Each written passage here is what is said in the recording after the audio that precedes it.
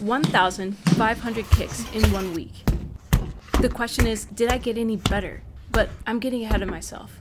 Oh, and that was clickbait. I actually did this in 5 days. I've studied karate for years, although I'm farther from attaining my black belt than I've ever been thanks to MS. I've taken it upon myself to continue my studies even though I can't go to a real dojo, and I'm especially interested in fixing my roundhouse kick form first. The body tends to get better at what we do a lot. So I pulled out my buddy Bob and did a test run to see how many kicks I could do in one session. There were a couple of things to solve for my first day, foremost being how many kicks can I handle without overdoing it. Also, how much time is this going to take? And what can I even expect to take away from an experiment like this? Ideally, I'd be able to measure something to see how things progress, but honestly, I wasn't sure what to measure, aside from just my form. Surprisingly enough, I got through 150 kicks on each leg in just under 25 minutes. 300 kicks a day is the target. That's pretty manageable. Day 2, and I'm already tired. So I didn't pull out Bob, I just threw all of my 300 kicks on my bag.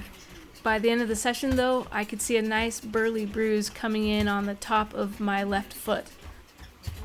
So let me introduce you to what my style has been as far as what I've been taught and how I've been training is, you can see this pretty well here.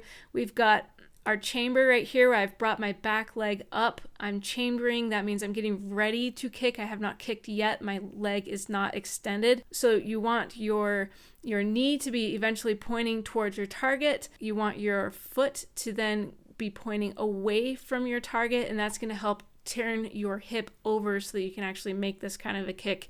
And it also takes a little bit of stress off of the knees. So you can see this here as I finish here. We can see my foot is now pointing away from the target. I do like that I'm keeping my hands pretty still and still up. Again, it's not MMA, not boxing, so I'm not keeping them up by my face. This is where we get some weird stuff. Gotta have the tongue, right? I mean, that's definitely not gonna get bit off. Day 3, what a day! I had actually gotten back from a 2-mile backward walking session and then went straight into my kicks.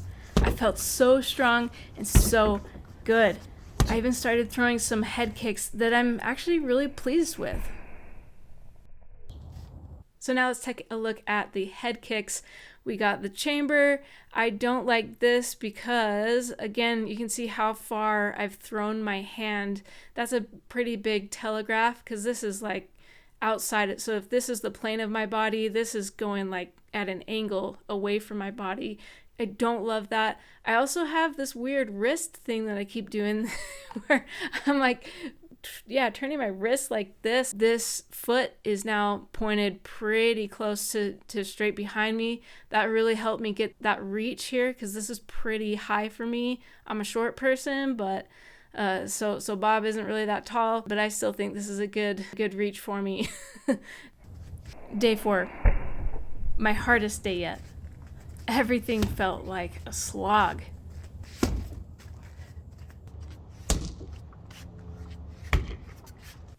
Day 5, I got a clicker. It was such a small thing, but offloading the mental aspect of having to keep count of every kick freed up so much more energy for me to use on my kicks. It was so nice. For the most part, my form was actually looking pretty good.